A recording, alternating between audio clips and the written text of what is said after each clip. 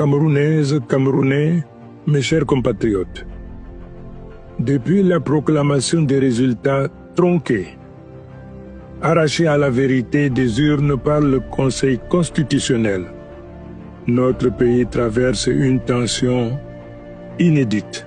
Une fois encore, la volonté du peuple a été confisquée, la souveraineté populaire piétinée.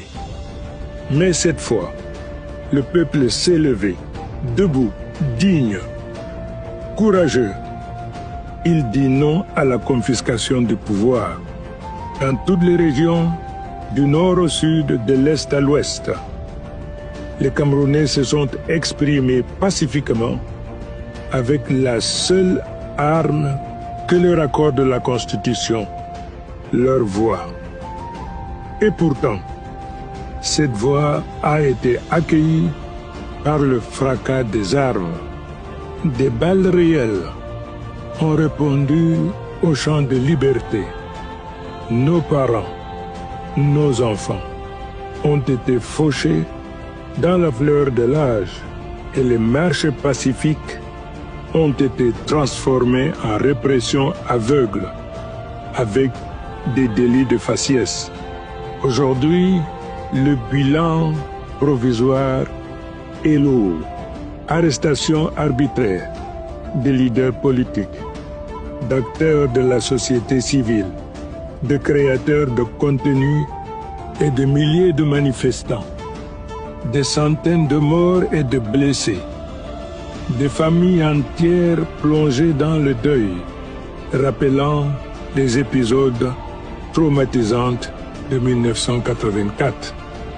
Mais pendant que le peuple pleure ses martyrs, les responsables de cette tragédie festoient sans pudeur, exhibant sur les réseaux sociaux leur cynisme et leur mépris du peuple.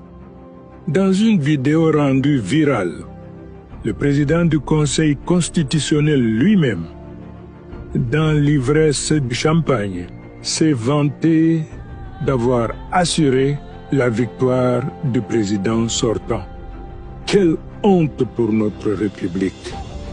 Mais que ceux qui croient que la peur nous fera plier se trompent lourdement. Un peuple qui a perdu la peur est un peuple invincible. Camerounaises, Camerounais, malgré ce climat de terreur orchestré pour nous faire reculer, nous n'allons pas céder. Je vous appelle donc du lundi 3 au mercredi 5 novembre à observer des villes mortes. Que le pays tout entier se fige pour que le monde entier sache que nous résistons et que nous ne céderons pas. Gardons nos commerces fermés, suspendons nos activités.